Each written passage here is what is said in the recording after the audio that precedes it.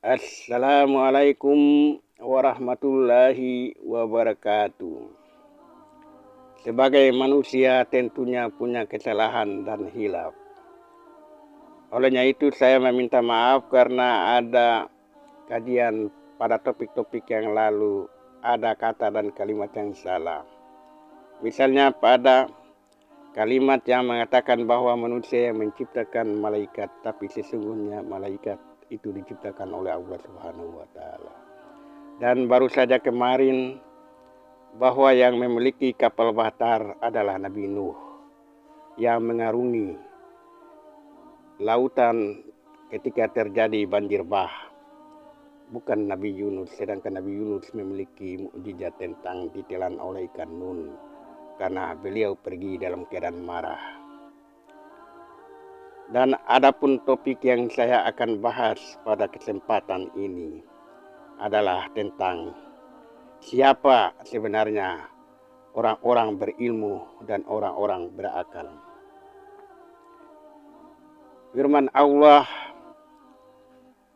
di dalam surat Al-Imran ayat 18. Allah mengatakan tiada Tuhan selain Dia yang berhak disembah, yang menegakkan keadilan.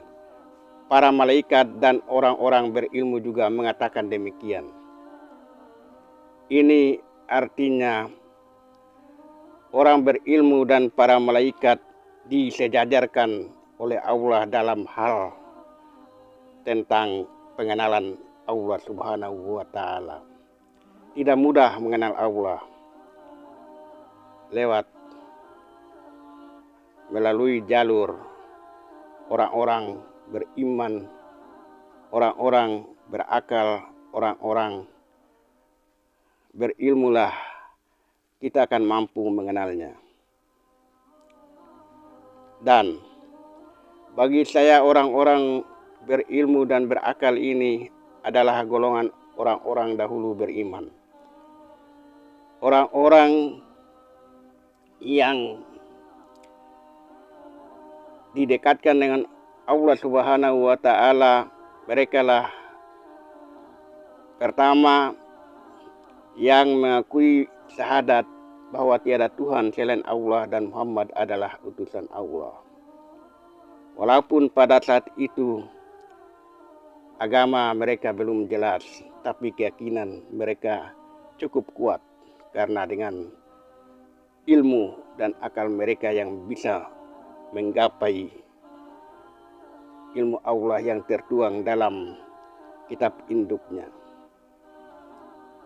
Dan orang-orang dahulu beriman itu adalah golongan terbesar dari orang-orang terdahulu, yaitu sejak dari Adam alaihi salam sampai kepada Nabi Muhammad sallallahu alaihi wasallam, dan golongan sedikit setelah Rasulullah sallallahu alaihi wasallam. Dan mereka-mereka ini dalam sebuah agama, sebuah aturan telah diatur oleh Allah Subhanahu wa taala, sehingga dari golongan ini akan turun terus-menerus generasinya secara estafet, mulai dari manusia pertama Adam yang digolongkan oleh orang-orang dahulu beriman, orang-orang berilmu dan berakal. Kemudian turun lagi kepada generasinya, anak keturunannya, tapi tidak semua anak keturunannya itu akan dilebihkan oleh Allah Subhanahu wa taala tentang ilmu. Mereka itu hanya dipilih satu dari sekian banyak keturunan itu. Kemudian akan turun lagi kepada nabi dan rasul yang lain, hanya dipilih satu orang dari keturunannya. Kemudian turun lagi kepada nabi yang lain, hanya dipilih satu keturunannya yang memiliki akal, berilmu, dan golongan orang-orang beriman. Begitu terus menerus sampai kepada Nabiullah Muhammad sallallahu alaihi wasallam dan generasinya sampai saat ini. Dan itu tidak perlu dipungkiri. Golongan orang-orang dahulu beriman ini diatur oleh Allah Subhanahu wa Ta'ala lewat DNA, genetikanya yang berasal dari leluhurnya, turun-temurun secara baik, dan itu terjadi pula pada leluhur daripada Rasulullah Muhammad SAW. Sehingga yang saya katakan tadi, walaupun gen atau genetika yang baik, yang banyak dilebihkan ilmu oleh Allah, tapi dari generasinya itu ada yang gennya dirubah oleh iblis atau setan dalam proses kejadian, maka berubah menjadi orang jahat. Misalnya pada paman daripada Rasulullah, yaitu Abu Lahab dan Abu Jahal. Sebenarnya mereka itu dari garis keturunan yang sama dengan Rasulullah dan Ali bin Abi Thalib. Tapi karena gen DNA dirubah oleh iblis dan setan waktu dalam proses kejadian, maka mereka menjadi orang-orang jahat, orang-orang kafir. Dan saya kurang setuju kalau ada yang mengatakan bahwa leluhur orang tua daripada Rasulullah dan Ali bin Abi Thalib adalah golongan orang-orang kafir. Saya menganggap bahwa mereka itu adalah orang-orang dahulu beriman. Orang-orang yang walaupun belum adanya agama Islam yang dibawa oleh Rasulullah, tapi mereka sudah paham tentang apa itu agama Islam dan siapa itu Allah dan siapa itu Rasulullah. Tapi dalam pekerjaan syariat mereka belum sempat melaksanakannya. Dan itu jangan menyalahkan mereka, karena mereka itu adalah golongan orang-orang terbaik yang terpilih. Begitu juga pada generasi Rasulullah SAW yang dikenal dengan turunan dari Rasulullah dan Ali bin Abi Thalib, yang sampai hari ini orang selalu memperebutkan dari garis keturunannya. Itu hal-hal yang memang perlu dikritisi dan perlu dicermati, karena belum tentu turunan dari Rasulullah SAW itu mewarisi fisik seperti orang Arab, karena perkawinannya sudah menyebar kemana-mana, regenerasinya sudah menyebar kemana-mana. Ada yang ke Afrika, tentunya berkulit seperti orang Afrika. Orang yang menyebar ke Asia, kulitnya atau rasnya seperti orang Asia, dan seterusnya.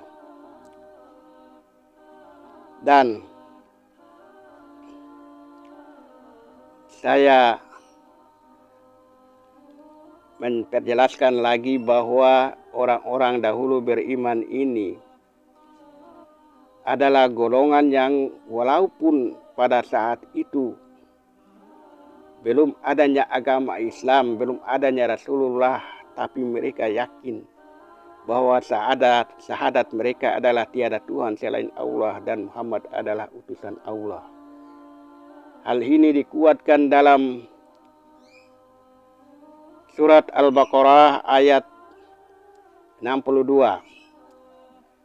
Sesungguhnya orang-orang mukmin, Yahudi, Nasrani, dan Sabiin, dan barang siapa di antara mereka yang benar-benar beriman kepada Allah hari kiamat dan berbuat kebajikan atau bertakwa kepada Allah, maka tidak ada kekhawatiran bagi mereka dan tidak pula bersedih hati. Ini ayat ini banyak menjurus kepada orang-orang dahulu beriman yang hidup di zaman masa lampau atau sebelum Rasulullah, dan ada yang hidup sekarang ini, tapi tidak diketahui siapa mereka itu.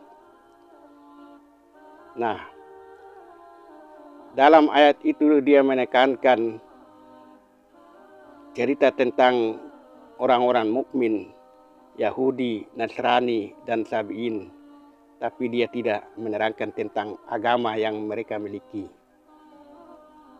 Itu berarti dia lebih mengarah kepada pribadi-pribadi daripada orang-orang itu. Apakah dia digolongkan dalam golongan orang-orang dahulu beriman, orang-orang berilmu, orang berakal, ataukah dia digolongkan oleh Allah Subhanahu wa Ta'ala dalam golongan kanan, yang seperti dikatakan dalam surat Al-Waqiah itu, yaitu setelah terjadinya hari kiamat kemudian manusia dibangkitkan, maka ada dua golongan, yaitu golongan kiri, golongan kanan, dan orang-orang dahulu beriman.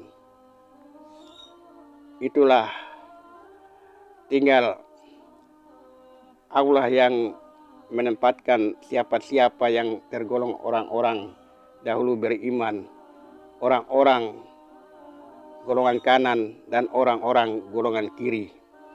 Dan seperti halnya saya katakan pada topik yang lalu, bahwa surga itu belum dihuni oleh siapapun, karena dikuatkan oleh surat Al-Waqiah ini, yaitu tentang hari kiamat. Setelah dibangkitkan, lalu golongan orang-orang dahulu beriman itulah yang lebih dahulu masuk surga, kemudian disusul oleh golongan kanan dan seterusnya. Dan kalau kita bercerita tentang orang-orang dahulu beriman dan orang-orang berilmu dan berakal, banyak dijelaskan di dalam Al-Quranul Karim. Dan di dalam ayat Al-Quran itu juga banyak mengangkat tentang persamaan atau sesuatu yang serupa menyerupai, yang dikenal dengan perumpamaan. Banyak perumpamaan-perumpamaan yang terungkap di dalam Al-Quran. Itu artinya mengajak manusia untuk kembali berpikir tentang persamaan, contoh, dan lain-lainnya yang serupa menyerupai. Sekian, wassalamualaikum warahmatullahi wabarakatuh.